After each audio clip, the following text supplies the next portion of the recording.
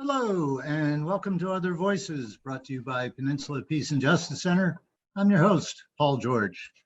I want to start out by thanking you all for joining us tonight on our first online effort to take our long-running TV show and put it online, go live once again. We used to broadcast Other Voices live until the Community Media Center put in all this high-definition equipment, and it got a little tricky broadcasting live. But here we are with the basic stuff.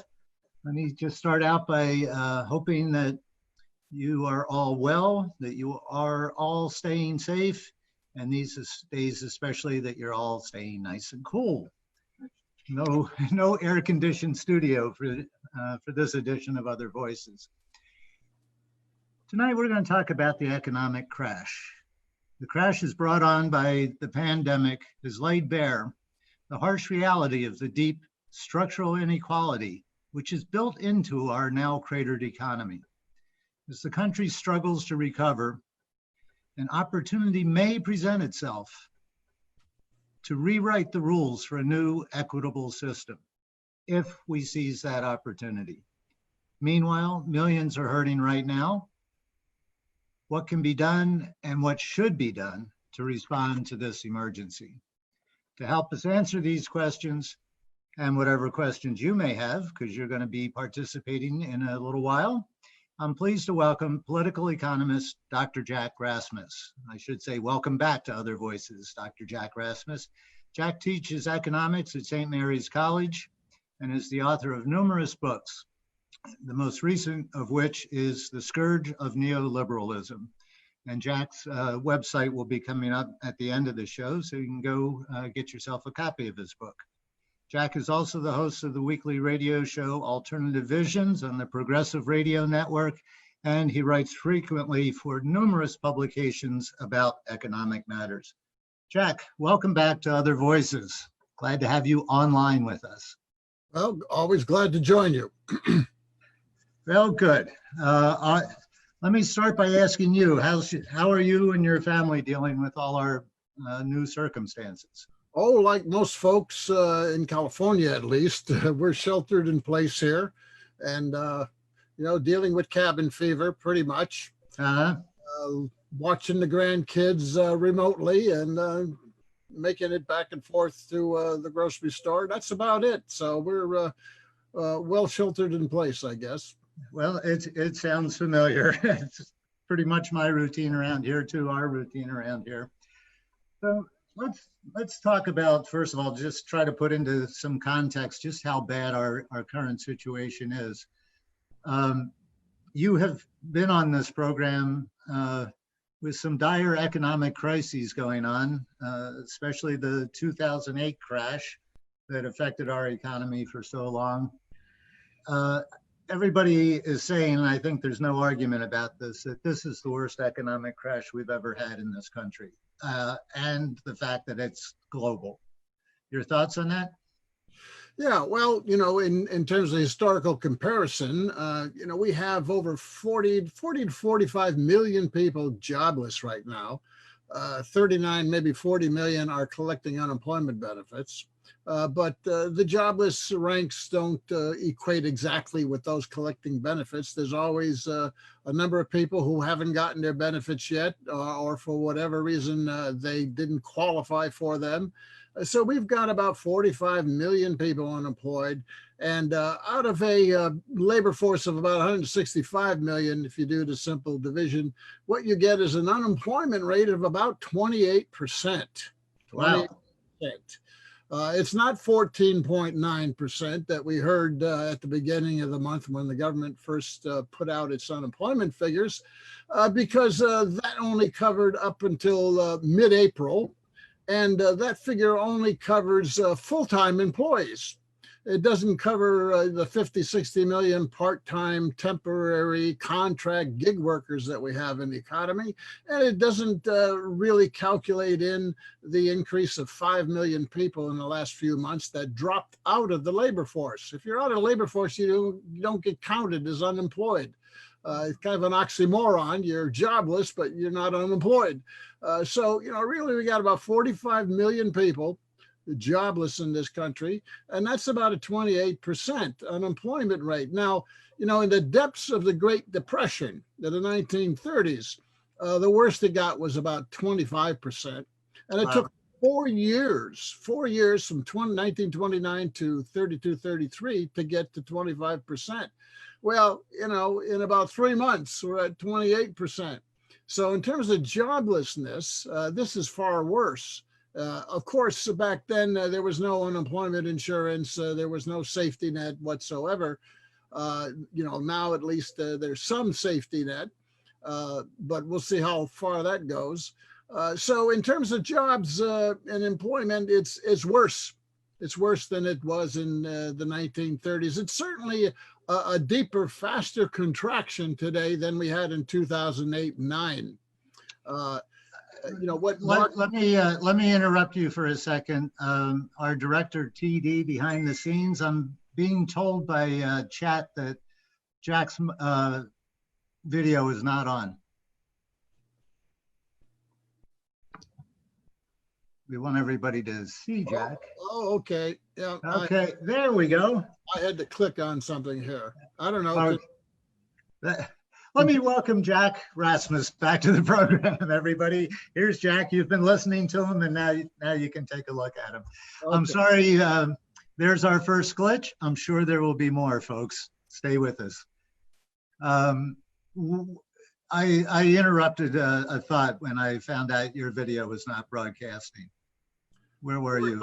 We were talking about 45 million unemployed, 28% unemployment compared to the Great Depression. And then we started talking about comparison to 2008 and 9, the Great Recession. This is certainly a Great Recession we're in right now, Great Recession 2.0, even worse in terms of the real economy.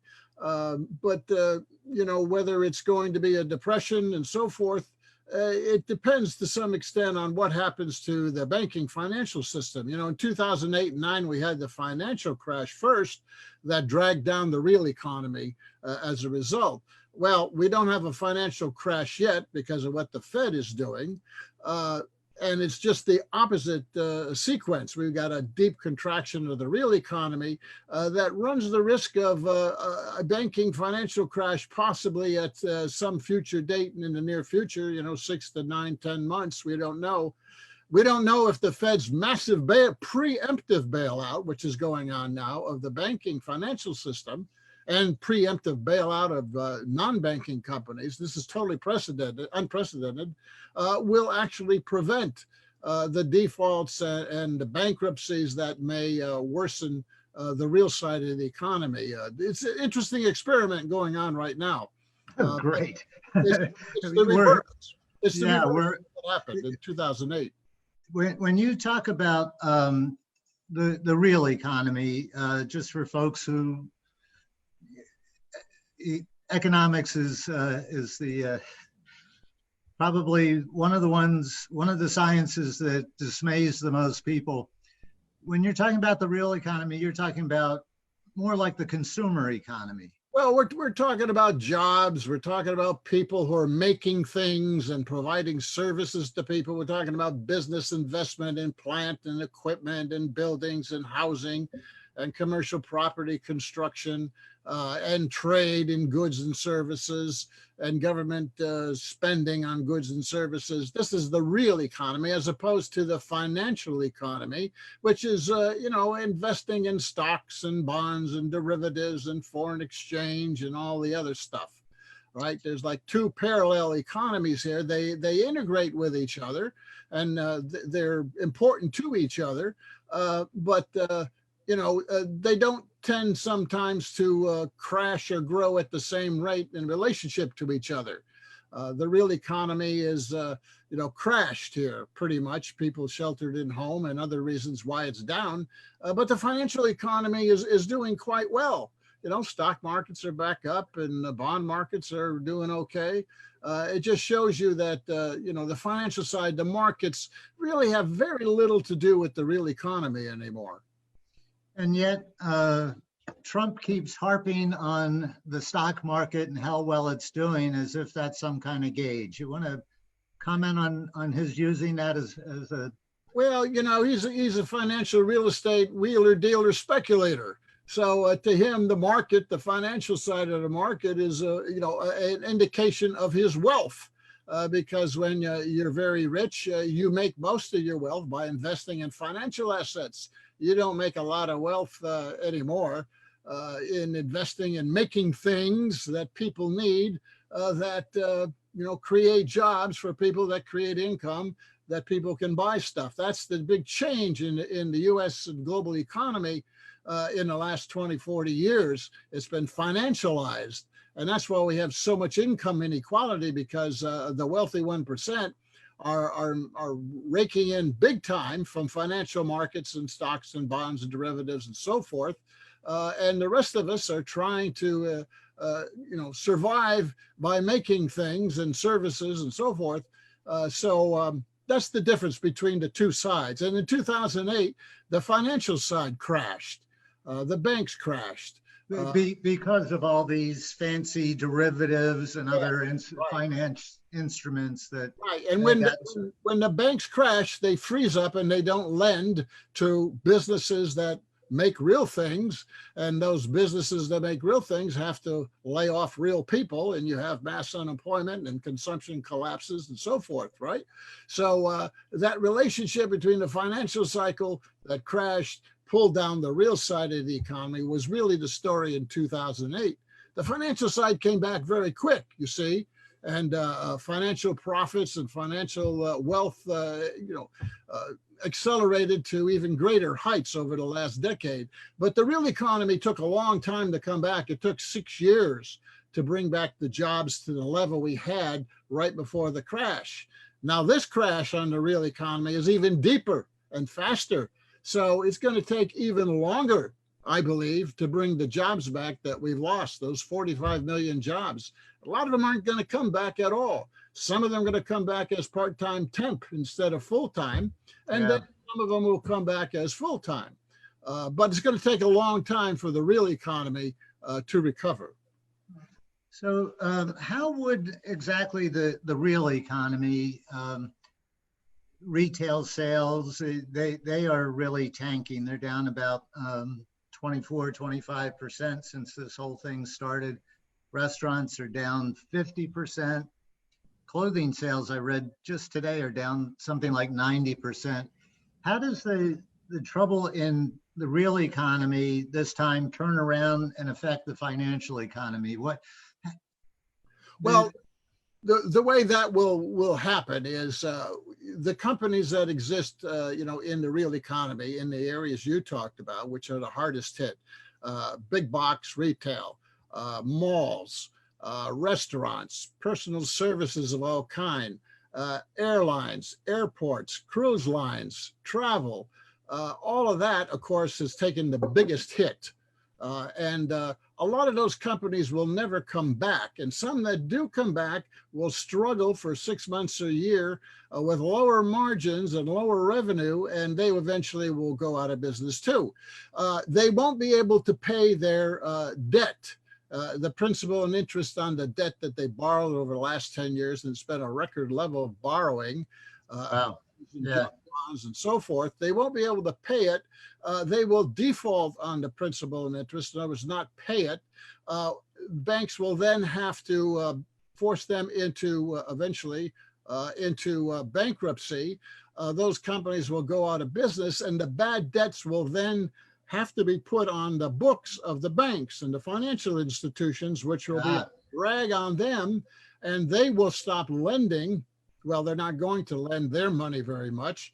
They will stop lending, and that means the banking side, the financial side of the economy freezes up. Yeah. Good businesses can't get loans from banks, and they're in trouble. So that's how it transfers, propagates, you might say, from the real side to the financial side, and then from the financial side feeds back to the real side of the economy. All that process may occur over the next 6 to 24 months. Yeah, we're already seeing the beginnings of that with some major retailers declaring bankruptcy, and That doesn't mean they're closing their doors and going away. It just means they're not paying off all their debts. And that leaves some bank holding the bag. That's roughly the process that you're talking about, right?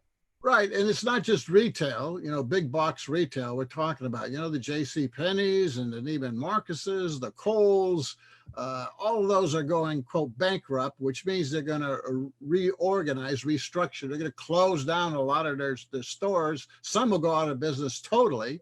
Yeah.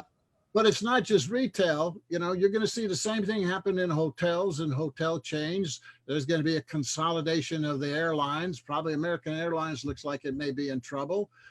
You're gonna see it in a whole host of other industries. We're seeing it already in the shale oil gas producing. We got a lot of maybe 100 companies, drilling companies, are going to go out of business this year. Maybe 200 next year.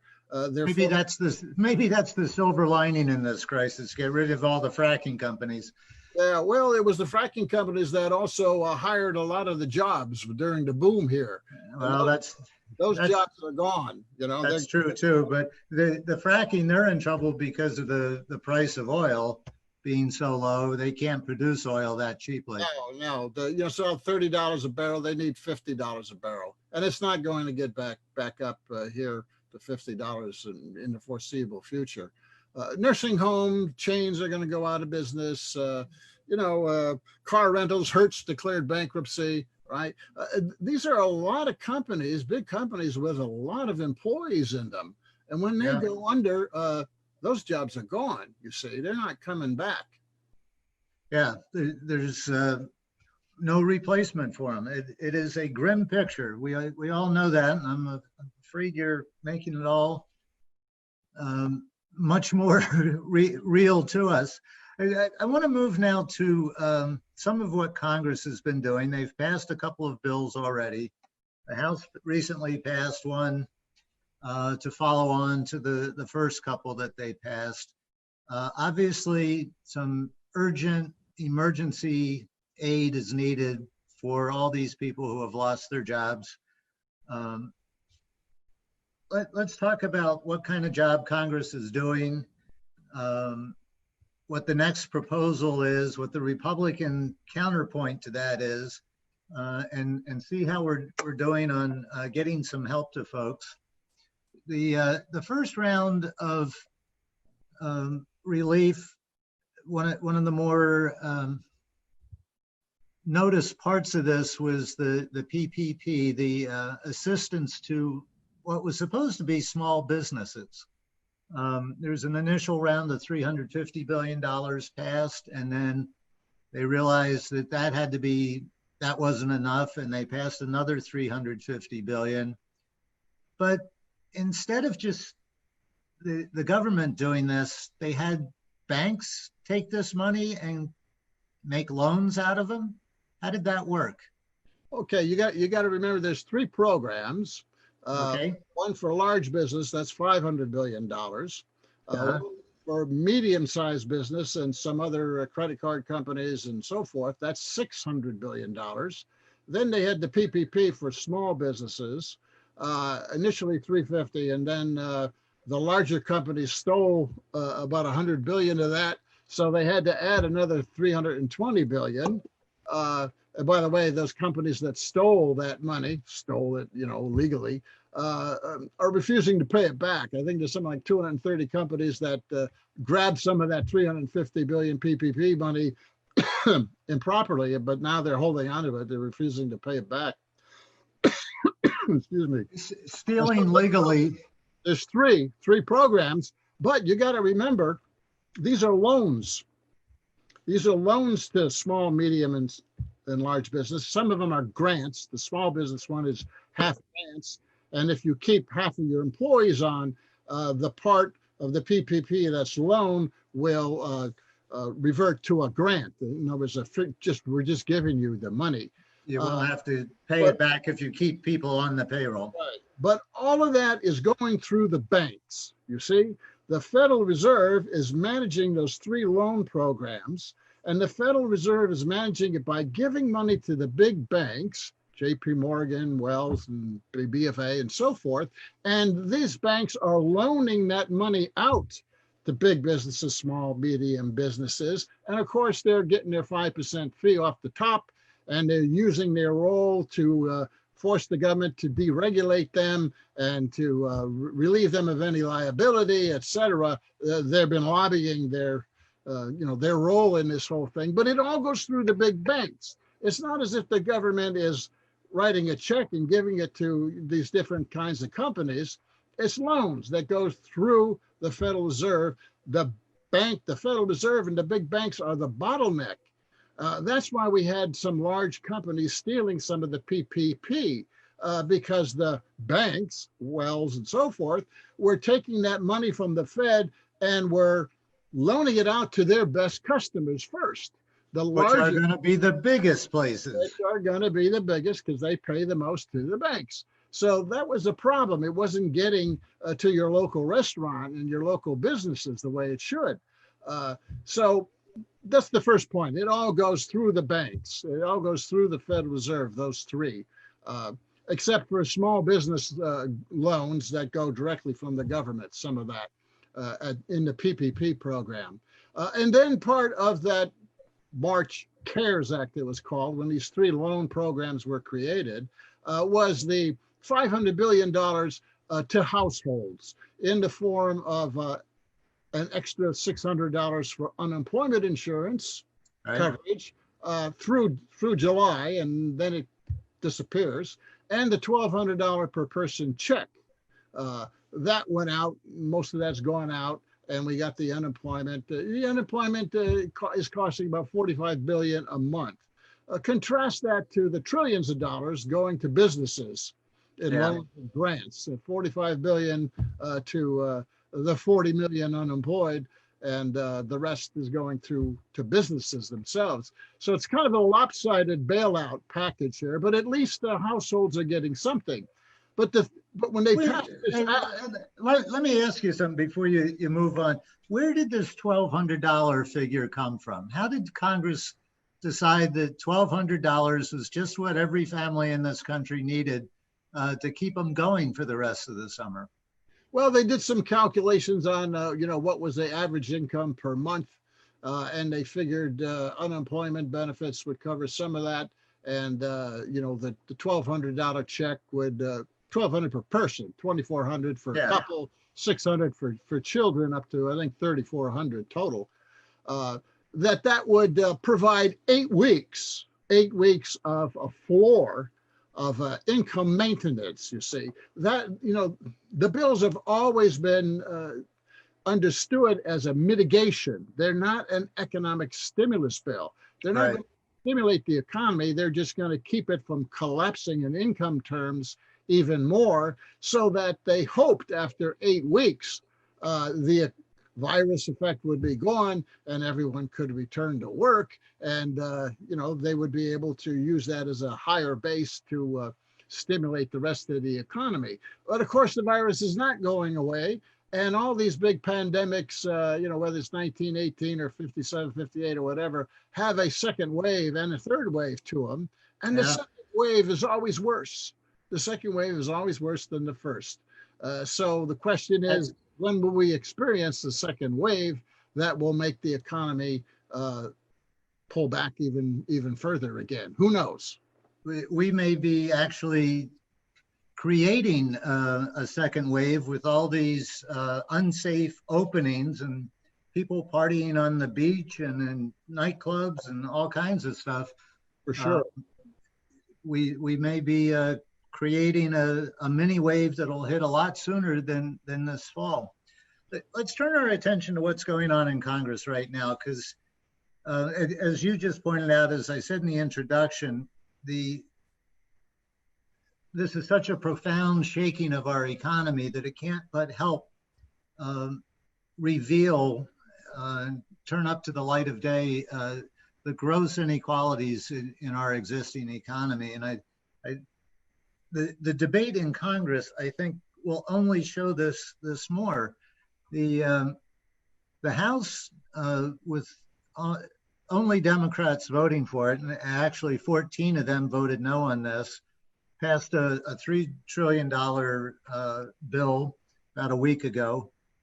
2 weeks ago, including $1 trillion for state, local, and tribal governments, $6,000 per family direct payment benefits, $200 billion for hazardous duty pay for our frontline heroes that are out there keeping us safe every day, $75 billion for a testing and tracing plan if the Trump administration ever comes up with a testing and tracing plan, housing support, student loan forgiveness. And the Republican response was, we don't need this. It's a Democratic wish list. And McConnell said he wanted liability protection, immunity for corporations so they don't get sued by opening up too soon. And that seems to be their concern right now. What are your thoughts on the effectiveness of what Congress has already done, what's been proposed, and what we might actually get out of them, contrasting with what would be your Jack Rasmus's ideal emergency relief package right now? Well, as I said a while ago, the first round here of 2.3 trillion, it was really mitigation. And it's really mitigation in the form of loans and grants. And by the way, there's also in that March CARES Act bill, we talked about $650 billion in more tax cuts, most of it going to businesses and corporations and investors. You don't hear too much about that in the media, but that's another big tax cut, especially since it's coming on trillions of dollars of tax cuts in 2018 and 19. But what we've got with the House bill, the March bill was called the CARES Act. The House bill last week is called the HEROES Act.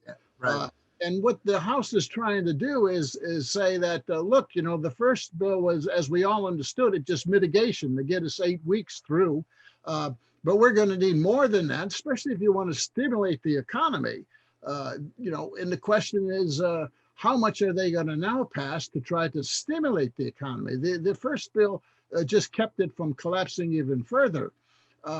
And of course, you've got almost $1 trillion in it, in the HEROES Act, for state and local governments, which have collapsed in terms of their revenues. People aren't working, they're not buying things, sales taxes and income taxes, and the states desperately need to be bailed out as well. We're bailing out the corporations, but we don't want to bail out the states. Well, just because the Republicans know that the states that need it the most are blue states, you see, because that's where, the virus and the economy is hit hardest on the West Coast and on the East Coast, Northeast and Great Lakes area.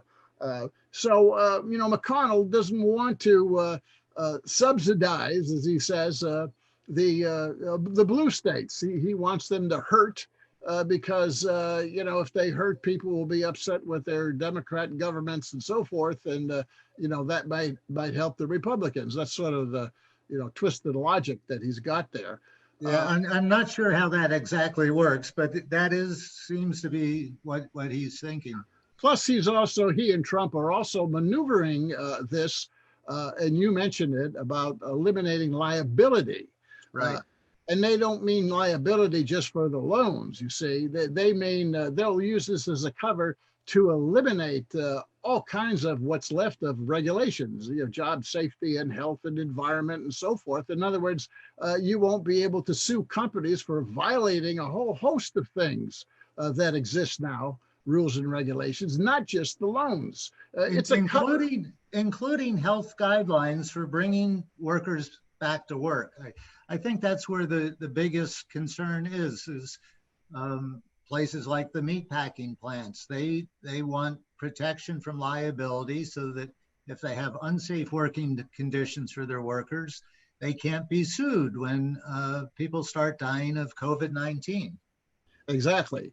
We have 11,000 meatpacking workers who are infected already. We don't know what the death count there is. And Trump has ordered them back to work.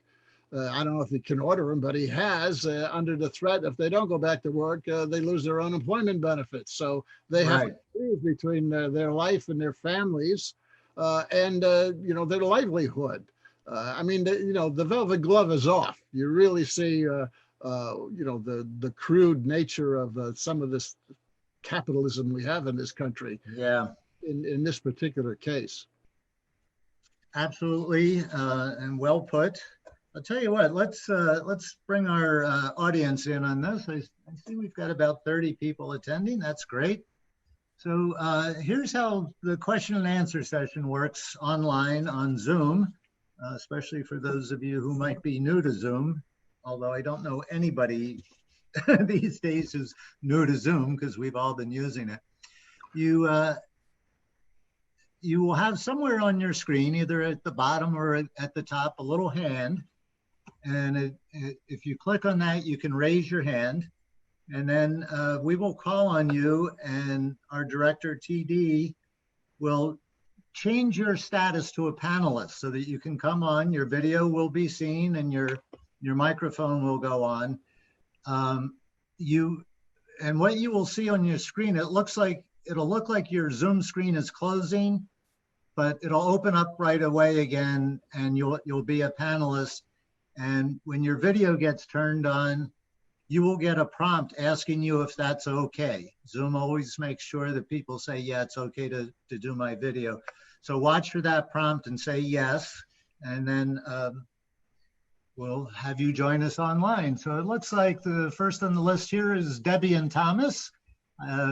Maybe they each have a question. Two-part questions are allowed. So let's call on Debbie and Thomas and see if we can bring them on board here and find out if it's Debbie or Thomas.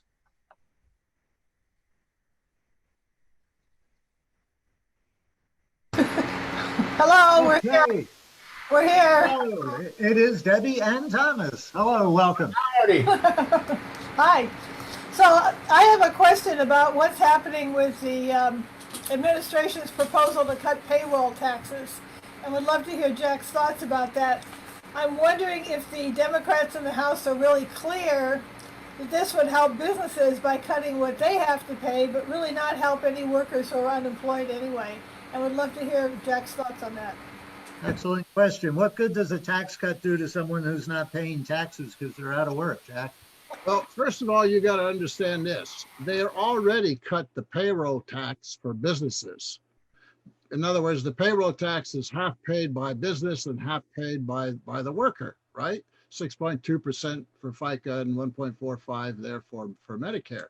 They already cut the FICA 6.2%. When Trump is talking about cut the payroll tax, he means cut the other half of the payroll tax that workers are still paying, you see?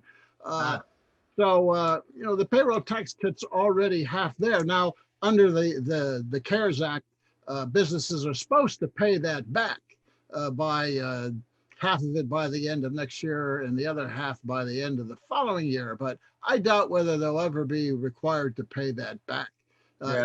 How can they do that? Well, because you have a $2.9 trillion surplus in the Social Security Retirement Fund.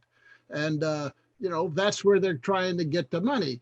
The precedent of this was already set under Barack Obama. He cut the payroll tax, set a bad precedent, and they're talking about funding Social Security. This is a way they're tapping into the Social Security Trust Fund to, instead of passing money and raising taxes, to extend unemployment insurance or something.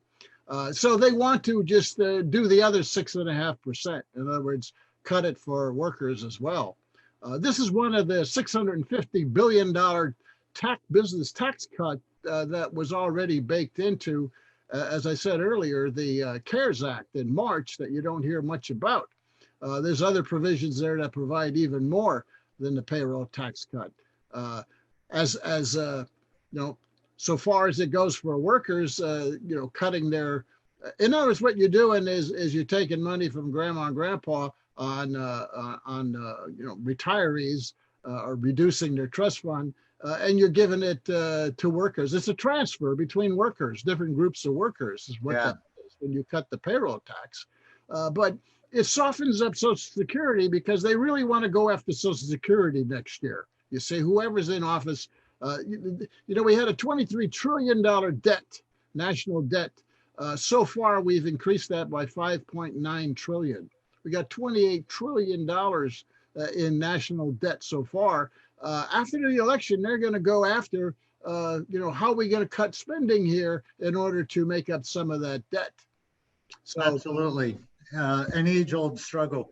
Well, we're on tax cuts, and before I go on to our next raised hand here, another thing that the administration is talking about is a cut in the capital gains tax again. It seems like they always want to be cutting the capital gains tax, which is profits on the sale of stock. And so it's a very small sliver of the population who would benefit by this. Are they just trying to use the emergency to get through a favorite program proposal of theirs? I don't see what good a capital gains tax is supposed to do here. Well, capital gains tax is tax on, stock appreciation or profits you make on bonds or property or sales and so forth. That's capital gains. All right. And it brings in quite a bit of revenue. But they were talking about this well before the current crisis, you see. Yeah. You got to remember, we've cut business taxes, investor taxes, the wealthy 1% taxes by $15 trillion since 2001. $15 trillion. About $4 trillion under George W. Bush, about $6 trillion under Barack Obama. And when Trump ran for office, he says he wants to cut it another $5 trillion. Well, he's just about done that. In the 2018 tax bill, he cut business taxes by $4 trillion. And then in 2019, they added more loopholes, another $429 billion. And as I said, $650 billion. It's been here. It's been a tax cut fanaticism. And the cuts have not been for consumers and households. They've been mostly for investors, you see. And that's a big reason why we have this growing inequality. So, the capital gains tax cut is just, another in a long 2-decade history of that. And it's not really provoked here by this crisis. It's been around and they've been pushing that. And now they're going to use the crisis if they can. I don't think it'll get through the House because they already cut it down to 20% from 39. But we'll see what happens. Okay, next in our hands up queue is Kent Schneeweis.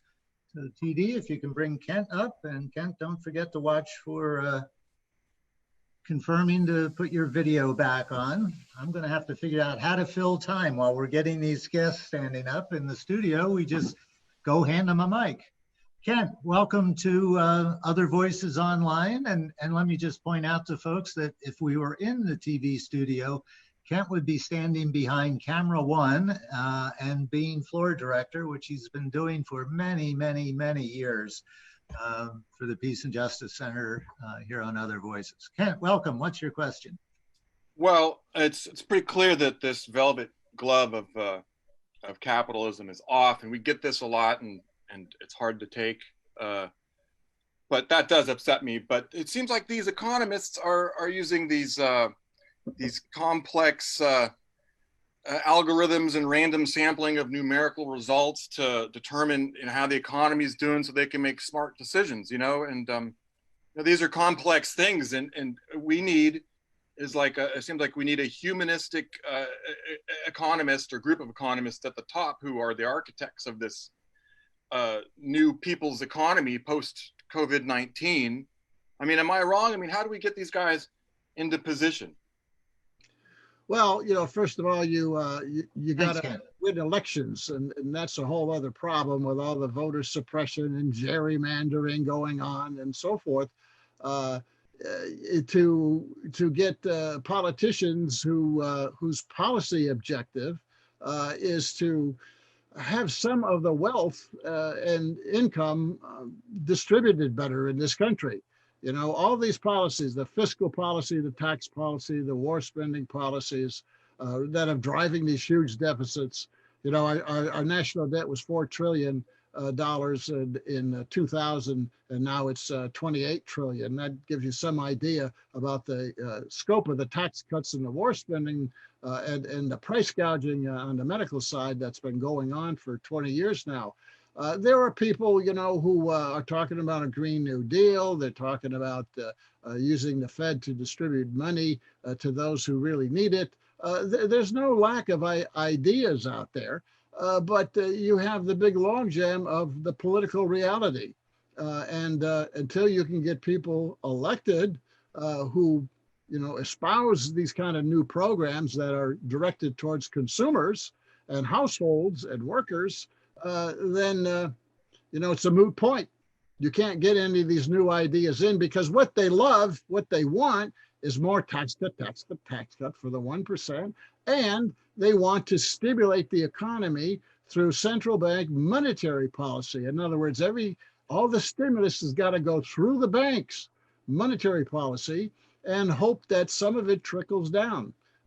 Monetary policy first, central bank policy, interest rates and money supply and, all that QE, et cetera.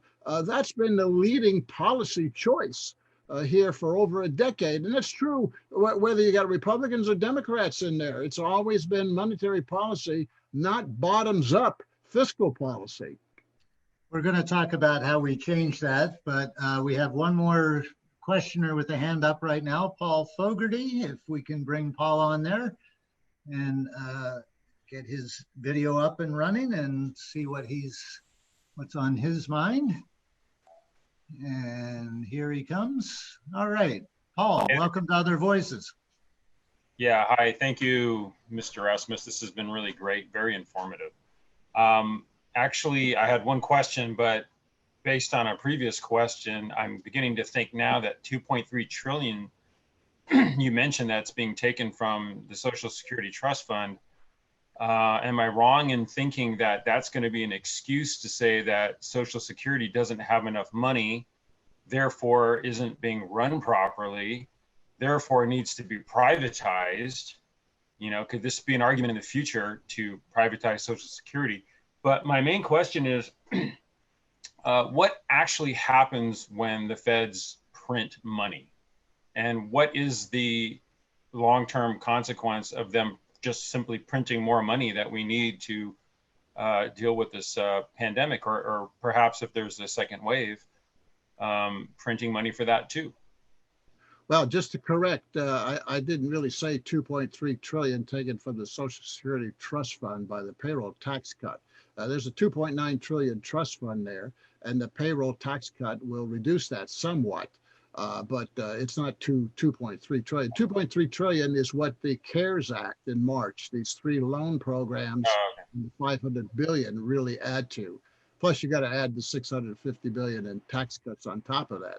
So it's like $3 trillion mitigation so far. As far as Social Security is concerned, they've been trying to privatize it going back to Bill Clinton. It was Bill Clinton who raised the idea, let's take some money from the Social Security Trust Fund and let's invest it in the stock markets. You see, there's this massive multi-trillion dollar trust fund surplus there in Social Security.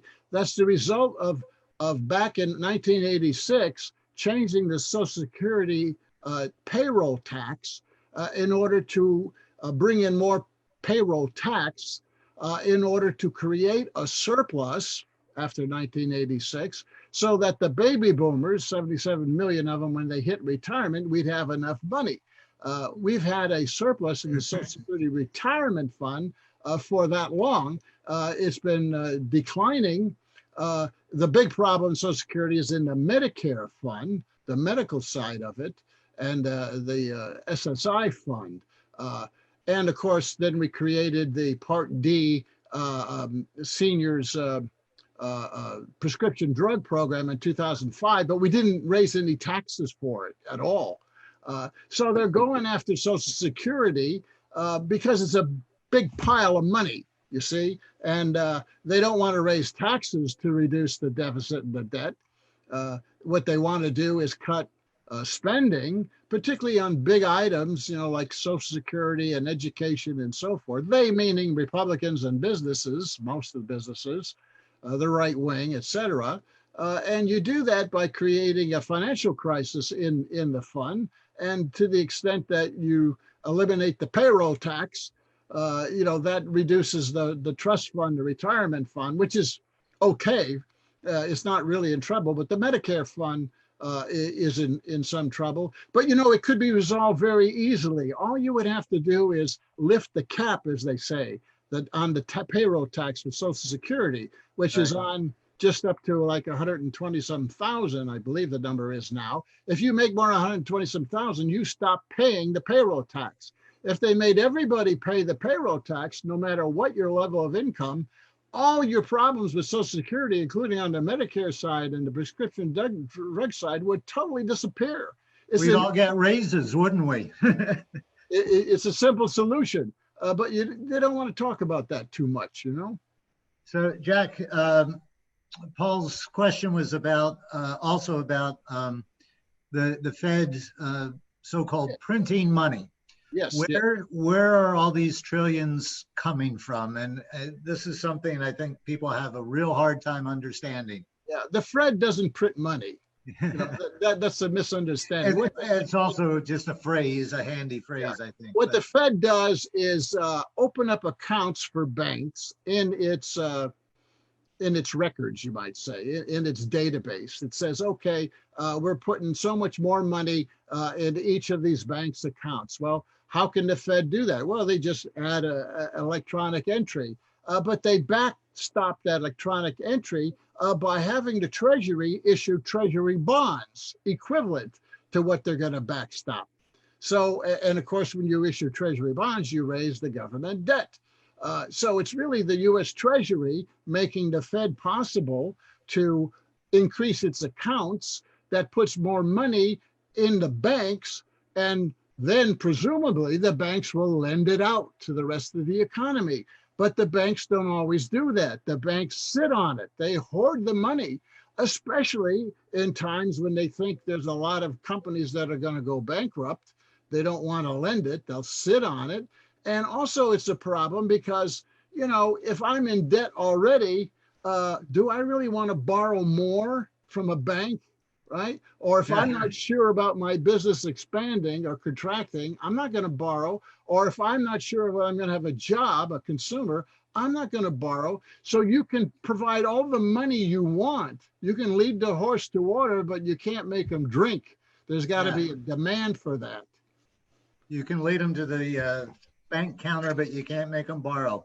Okay, one more questioner here, Veronica.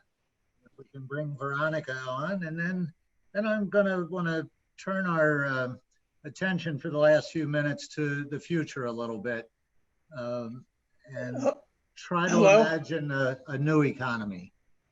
So has Veronica joined us? Hang on a moment. Okay. Here I am. Welcome aboard. Thank you. So, Jack, a week ago, this past Sunday, Jerome Powell was on 60 Minutes, and he told America that the Fed has done just about all it can do to aid in this economic recovery. He advised the U.S. Congress to spend directly into the economy, and that's switching to fiscal policy, not monetary policy. And so that's with the fiat money system that we have, that really opens up a whole new space for creative financial energy to help people overcome the hardships that they're experiencing now. Do you have any opinions on that? Yeah. Thank you. Good question. What Powell was really saying was, look, we can only do so much with monetary policy. As we've been saying here, you can lead the horse to water, but it doesn't mean he's got to borrow it, right? Yeah. And you can't stimulate the economy when you have this kind of a deep, fast contraction with monetary policy. You can't do it by loans and so forth, I don't believe. It has to be fiscal. That gets us to what is it going to take fiscally, spending directed at households and workers to really stimulate the economy, not to just mitigate the downturn, but to stimulate it. That's what decision that was made back in 1934-5, when it was decided that, what we had to do was the government would have to put money in the hands of households through hiring workers themselves, and 10 million people went through the Works Progress Administration hired by the government, and you got Social Security, and you got minimum wages, and you got unions, and you got all that other progress work administration, public infrastructure, etc., that put money in the hands of people that ended or started to end the Great Depression in its depth in 1933-34. My estimation, I wrote at the very beginning, you can read on my blog, my articles almost weekly here since this thing began at jackrasmus.com, was that if we are truly in a war, and we are, this is a war against a virus, and he's penetrated our front lines. It's everywhere. He's behind our lines, and he's wreaking havoc here in our supply and everything. It's truly a war situation in this country. And if it's a war situation, then the federal government has to step up and engage in a war economy and war spending, you see. And that means if you look at World War II, on the eve of World War II, the government was like 10-15% of the economy, even as a result of the New Deal. It was only 10-15% of GDP. But within 1 year, by the end of 42, it was 40% of the economy. The government was spending 40% of GDP. And at one point in 44, it was 70%. If we are going to deal with a war economy, then we're going to have to double the amount that we're spending, and not spend it in terms of tax cuts for businesses, and not spend it in terms of cheap interest rates, which aren't going to stimulate it. What we're going to have to do is spend it directly on job creation, on job sustaining jobs, and on new areas of infrastructure and spending, on job retraining like never before. And maybe green new jobs. Green new jobs, and maybe guaranteed income for a while until this thing gets going. That's like the Works Progress Administration, where the government hired people. And when the economy got going again, the government pulled back. It didn't. The program was disbanded by World War II. That's what we're going to have to do. We're going to have to go to 40% of GDP. And the composition of that 40% is going to be very important, how we spend it. And what are going to be the programs? There's no lack of programs that we could introduce here. And the government could launch a massive job retraining program, which is going to have to occur for the next decade, because a lot of the jobs that are today are going to go away because of artificial intelligence and the elimination of simple decision-making jobs. We have to mass retrain most of the workforce here, or people are going to be indentured and condemned to sub-minimum income kind of employment, whole generations if we don't do this and do it quick. So how are we going to spend 20% more? And will we? That's like another $4 trillion, you see. Yeah. Before going into this, the government spent about $4.5 trillion. It's going to have to spend another $4 trillion. But you got Republicans and McConnell and Trump, who says he's a war president, invokes the War Production Act, and does nothing except order meatpacking workers back to work. He hasn't done a darn thing with this at all. He's not a war president, and that's what we need. He's still bailing out Wall Street like we've seen before. We've only got a minute or two left, and I just want to ask, maybe I'm being optimistic here, but I want to get your take on this. It seems to me that when we're through the major part of this at some point, that there might be a lot of changes in attitude among the voting population towards things like finally raising the minimum wage. And I think we might see a lot more support for that. A lot more support for single payer healthcare, for example, because it's quite obvious the dangers of having employer-based healthcare in this country. unlike anywhere else in the world. And overall, the possibility for much more support for all kinds of safety net programs, from food stamps to childcare and that sort of thing. Do you see any hope in that people who haven't really paid attention to economic matters and the structural problems with our economy might see this as a wake-up call and start getting behind some of these more progressive initiatives?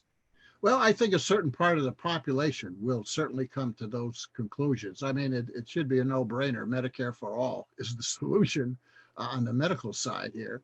And those who are getting hurt the most will certainly be, more amenable to some of these new ideas and new proposals that are out there. It's not that there's nothing that we got to start from scratch. We can go back to the 1930s and look at some of the programs there, and people are doing that, as well as talking like a Green New Deal and so forth. But it's going to have to take, a number of different kinds of programs and job retraining and income supplements and new businesses, industries creation. And it's going to have to be bottoms up. But, I'm a little worried that the Democrats, at least the leadership, not the progressive wing of the Democrats, but the leadership, seems to be a little reluctant to go in that direction. Joe Biden is not for Medicare for all, and he's got, sort of a hodgepodge program here. And I'm a little worried, he brought on Larry Summers here as his chief economic advisor. Larry Summers was the same advisor to Barack Obama. And in 2009, Larry Summers was the guy who forced Obama or convinced Obama to reduce his program of spending when he came into office, 2009, targeting households. Consumer tax cuts of $120 billion were taken out of his bill. There was no real attempt to save people from foreclosure. He minimized. Larry Summers minimized. Oh, who's Larry Summers? Well, he's a big banker. Well, before you go on with Summers, I know we could do a whole program just on him, but we are out of time. So just to recap, you'd like to see a lot more stimulus that goes directly to street level, not to corporations and banks and Wall Street, but to actual people and jobs and a true stimulus. Right now, we have no true stimulus. We got mitigation. And the second wave of mitigation, the HEROES Act, is being opposed by the Republicans and Trump and will probably not pass before the election. Another reason why we will have a second wave of decline in the economy, I believe, here. When people come off of their unemployment benefits in August and they don't have that supplemental unemployment, it's not extended, and we don't get a HEROES Act out of this, which I don't think we are going to get. What's going to happen to the economy in August and September? We could have a real relapse. And then, of course, politically, certain people could take advantage of that and use it to change the political system. Okay, we're going to have to let it go right there. Maybe I'll have you back in August or September and we'll see what we're doing. Dr. Jack Rasmus has been my guest. You'll see his website on the next screen that comes up, jackrasmus.com. Stop by there and check out his blog. You can order his book, The Scourge of Neoliberalism, just out a couple of months ago. This has been Other Voices Online, brought to you by Peninsula Peace and Justice Center. Thanks for joining us here. We're hoping to do this every other week. Keep an eye on your email, and we'll be announcing the next one. Thanks for joining us. Be safe, be well. Take care.